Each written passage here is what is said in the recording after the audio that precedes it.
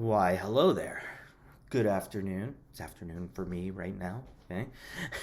Today we'll be going through genetic diseases and disorders. So, genetic diseases, disorders, how these come about really are due to mutations. How the mutations can happen are several different ways, and we'll look at a few of them.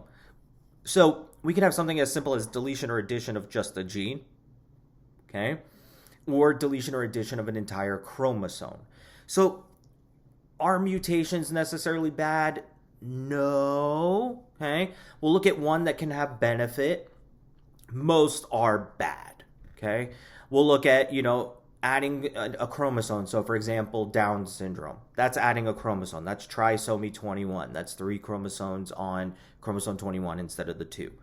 Turner syndrome, that is a deletion. That's a monosomy. So that is XO. They are missing one of the sex chromosomes. And you can see these huge differences in the body. And the reason you got to remember is on one chromosome, there's genes for all different areas in the body. It's not necessarily on, one chromosome just codes for one area of the body or one function and that's it.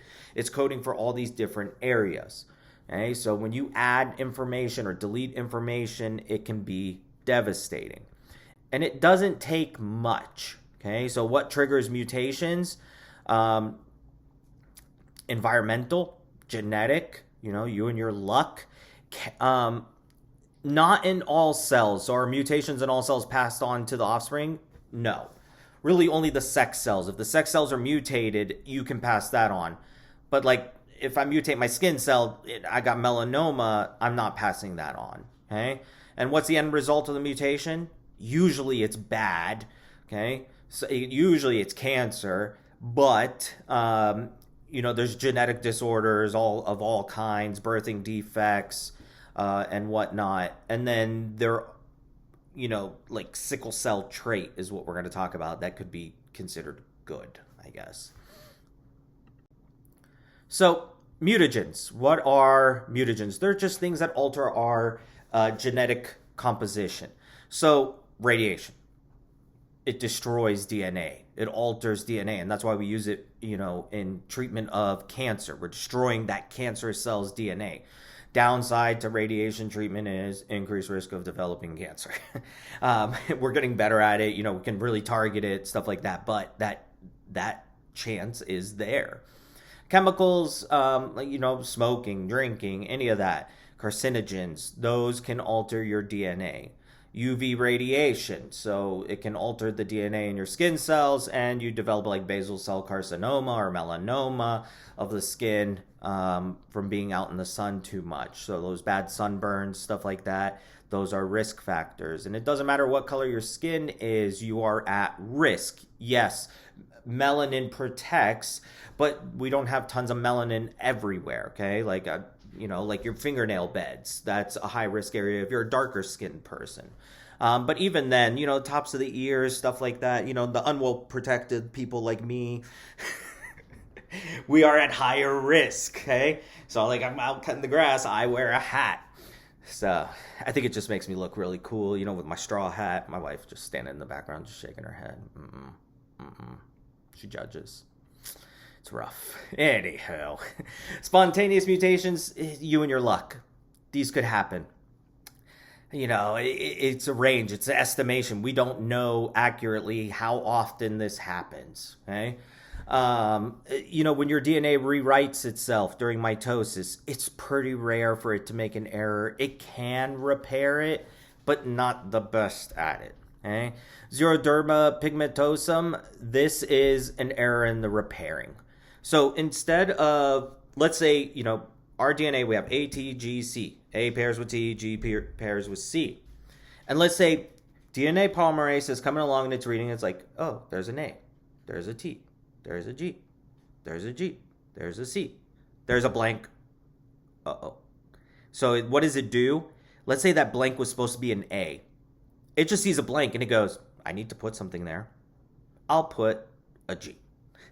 It doesn't realize what it should be, what should be there and putting the correct thing there. So instead of putting an A, it may put a G or a C or a T. It's you and your luck. You might get lucky and it puts an A. Okay? So we can have errors like that over time as well. technical difficulties. So you won't have to memorize this chart, but you will have to know how to interpret it. If I give you a question on the test, I will supply the chart as well. All right. So here, a couple things we'll look at.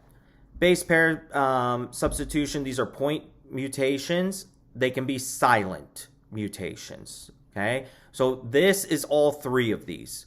A base pair substitution, and it's at one point, and it's a silent.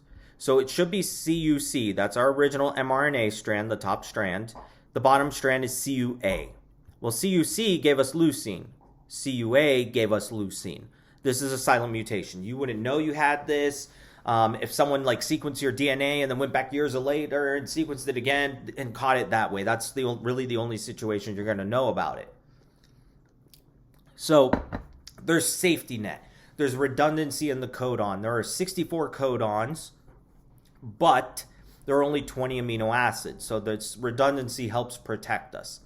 Now they say like if you get like 4 of these errors over time is how you end up with a mutation, okay? End up with cancer. So that's why the system is good. It's good at not putting errors in or repairing and all of that, but over time we accumulate. So you start to see cancer in older ages, or if you accelerate the process. You smoke, you drink, you do whatever else, exposure to mutagens constantly. I guess like if, you know, in like a week here, you go sit on the beach and drink and smoke for 9 hours straight, and you're not going to be in a good place, okay? Between the UV and everything else, all right? But anywho, the big thing is there's protection here, okay? So in this situation, there's no mutation. We ended up with the same amino acid, so we're going to end up with the same protein sequence. We're going to fold it properly. It's going to function properly, all right? Here, this is where we get into a problem. So this is another base pair substitution, but it's a missense. It should be CTT, GAA, gets us glutamate. We swapped one. Now we have CAT, which gives us GUA, which gives us valine. That one little point mutation gives you sickle cell anemia. This disease can be catastrophic. Okay, they have strokes, and you can have tissue die. It's extremely painful. It has caused a drug abuse epidemic. So lots of issues here. So what's happening is on your hemoglobin, you have 2 alpha chains, 2 beta chains. The beta chain is mutated. So what happens is in a stressful situation, they can sickle. And that's a real image right there, okay? That's sickling. That doesn't flow too well. So think about, you know, like when you take coins to the bank, I don't know if you guys still do this.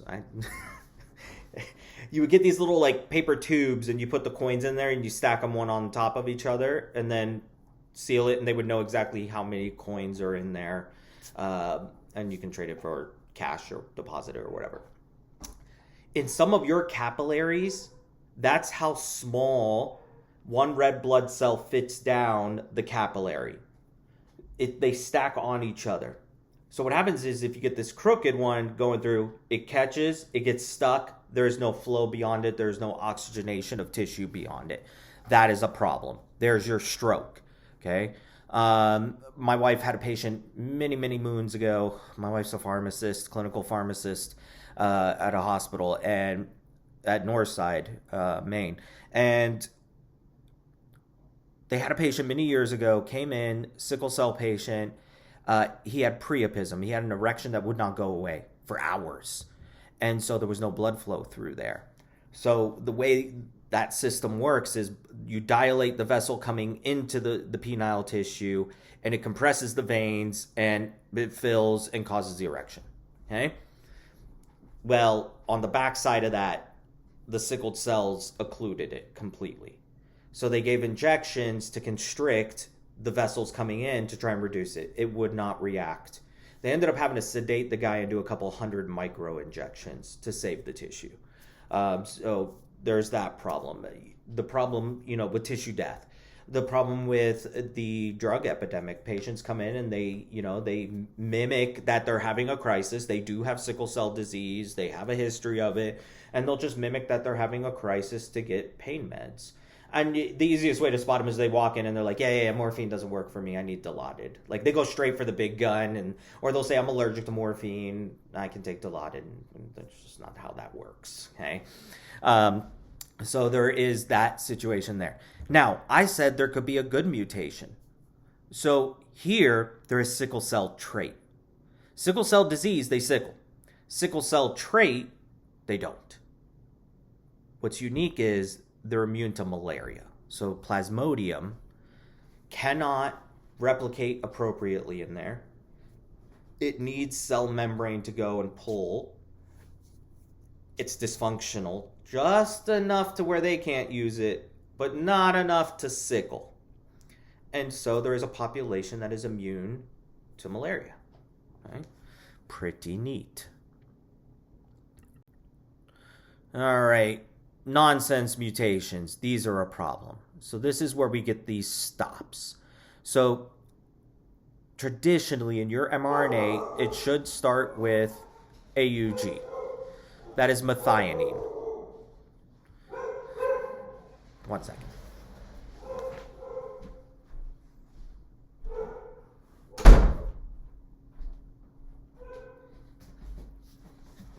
That will now live on forever in these videos, that my dogs are lunatics and we're barking their heads off. So I apologize.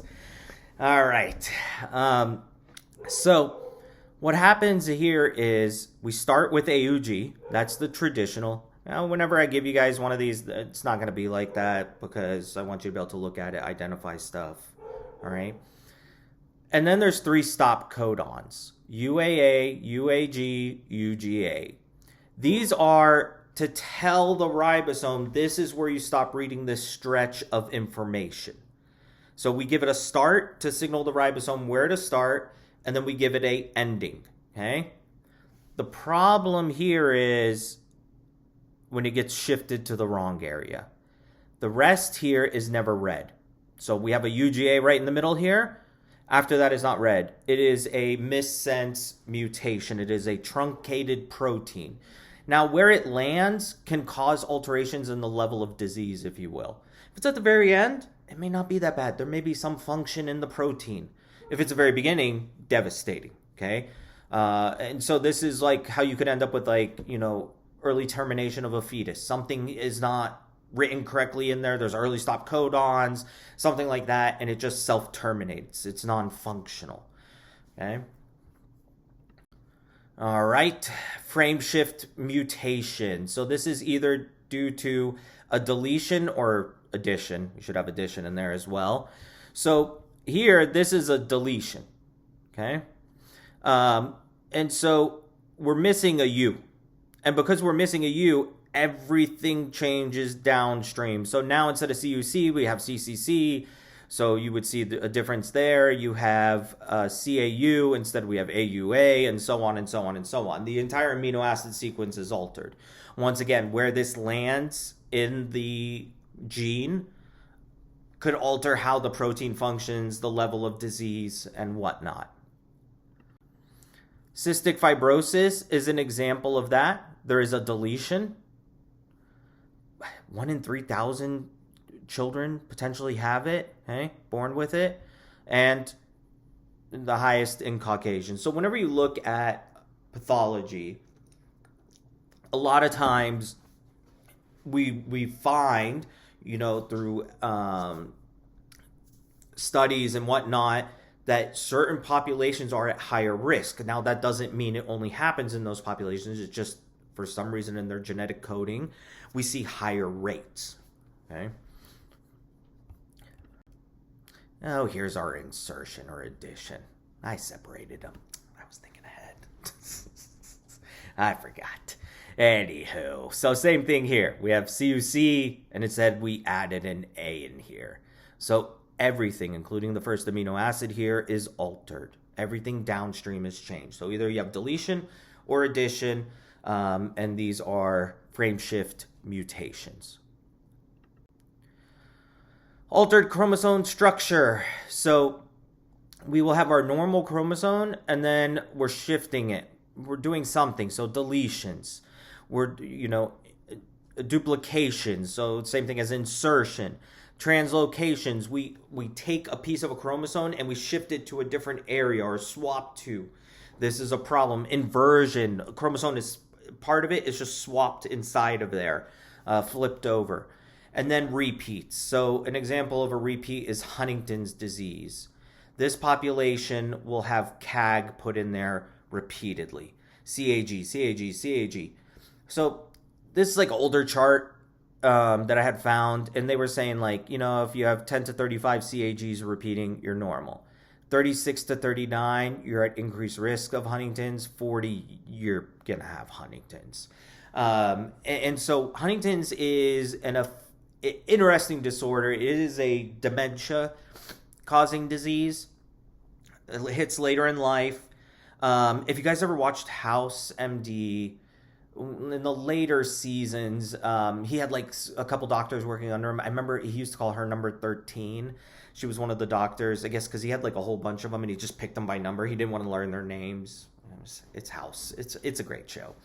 Anywho, her mom had Huntington's, and they would show like in episodes her in the background, like growing up with her and what she was seeing. And so one thing is like she would have chorea, like these like spastic movements of arms, limbs. That is one symptom. And then it's the dementia, the loss of memory, the aggression, anger, that kind of thing, anxiety that comes along with dementia. What's interesting in this disease is it exhibits something called anticipation, meaning every offspring has more and more of these trinucleotide repeats. So if the parent has it at like 50 when they develop the Huntington's, the offspring might have it at like 45, their offspring at 40.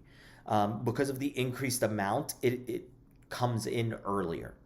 So pretty interesting. There's a few trinucleotide repeat diseases out there, and they just have different repeats in them. But Huntington's is CAG or CAG. Fragile X syndrome. So what happens here on the X chromosome, it's not bound appropriately. It is a trinucleotide repeat, so this one's CGG. It can break off, and it causes a lot of mental deficits. That's its big claim to fame. Okay?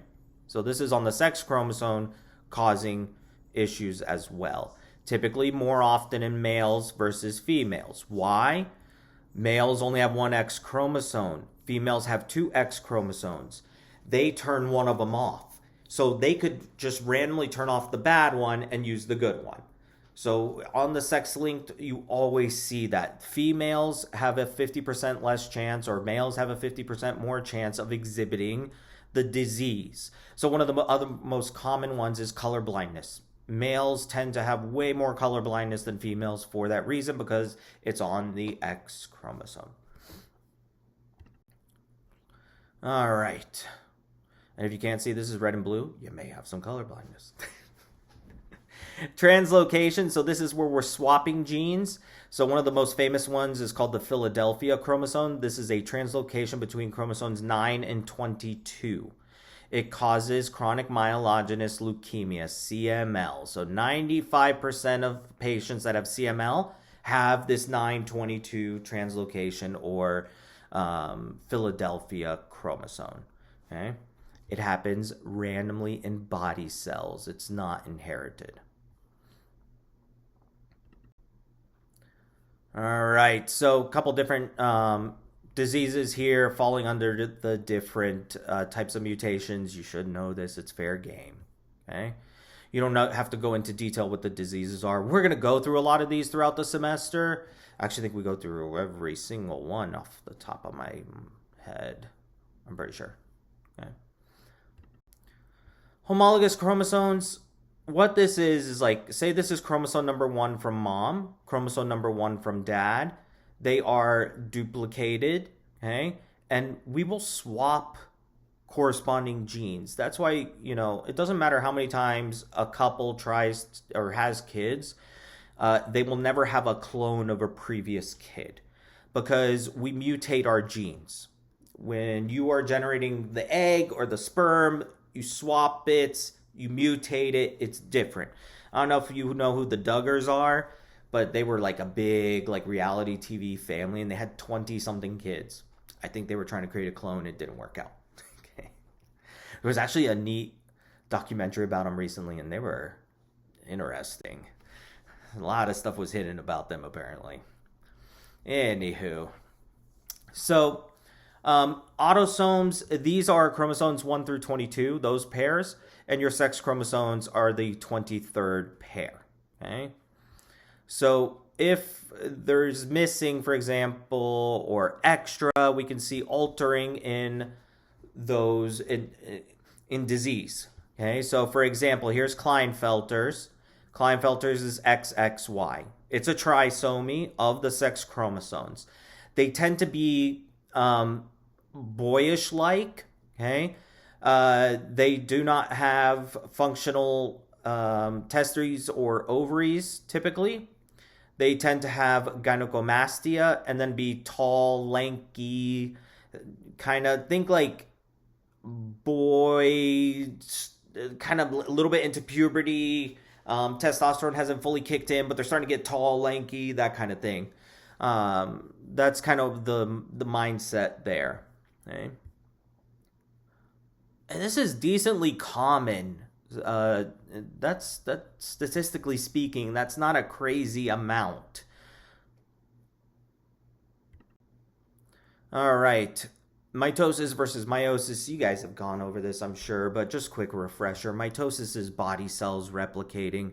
In the end, you should have two identical diploid, meaning both sets of parents' chromosomes are in there, to the original daughter cells, to the original mother cell. Okay? Meiosis, this is strictly for gametes. This is creating sperm or eggs. In here, you'll have 4 unique haploid cells. They're different from each other. They're different from the parent cell. They have half the genetic information of the parent cell. In females, you only end up with 1 gamete. The reason being, you steal the cytoplasm as you're doing the division in order to create enough room to accommodate the genetic information from the sperm cell coming in. Okay? If you don't steal all the cytoplasm and you get viable egg coming down, this is how you end up with like twinning. Okay? In males, they will do this till the day they die, essentially, and they do create 4 unique cells. Females, you do this, and then you arrest the cell in prophase, I believe prophase 1, until monarch, basically, until, your first period, and when you start to develop eggs and all that, well, right before first period, actually 2 weeks before or so. Okay, so the female eggs are arrested in prophase 1 in utero. And then as they reach puberty, we start to go through meiosis. If it gets fertilized, it continues and completes meiosis. So the problem with this is, especially with eggs, because of the age of the eggs, we have where the chromosomes do not divide properly. So non-disjunction. They don't want to break their junction. Okay. So at age 35, pregnancy is considered high risk for the female because of this point. As they get older, the risk of having like Down syndrome, for example, 1 in 20 births, it's astronomically high. So one thing women can do nowadays is they can freeze their eggs.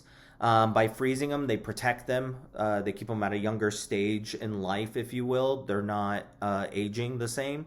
And that can help reduce this risk factor. Okay? So trisomy 21, 13, 18, these are compatible with life, 21 being the most compatible. But even then, they usually only live to about 40 years of age. They have heart defects, IQ deficits, all kinds of different issues that they can be plagued with. Pateau and Edwards, these are rare, and they're not. Edwards is a little better than Pateau, but they tend to have like clenched hands. They can't use them. The bottom of their feet they're called rocker bottom feet. The arch doesn't arch up; it just goes down, convex, if you will. So it's tougher. It's tougher with those. The rest, if there's a trisomy on something else outside of sex chromosomes, it really is incompatible with life. Turner syndrome, this is a monosomy. So here they're missing the second sex chromosome, whether it be X or Y. Okay, so this is written as XO. They tend to be short, just this boxy body type. They have what are called streak gonads. Typically, they're non-functional. A couple different issues there. The webbing of the neck. This is a lymphedema that they have. Okay. All right, some terminology. And you guys, when you go through the lecture notes, all of this should be in there. You should be going over this, defining it. Okay, so recessive disorders, you need 2 recessive alleles to have the disorder. Dominant disorder, you need 1. Okay, genotype is the genetics. That's what we're looking. Is it a recessive disorder? Is it 2 lowercase a's or 2 uppercase a's or 1 and the other? This is looking at the genes. The phenotype is the result. So let's say XO is the genotype, the phenotype would be Turner's. Heterozygous, homozygous. Heterozygous, it is 1 dominant, 1 recessive allele. Homozygous, it's either 2 recessive alleles or 2 dominant alleles. You should be comfortable doing Punnett squares. So this is where you put the alleles from each parent. So let's say, here, let's see, let me write. Don't be stubborn now. Come on. Oh, come on.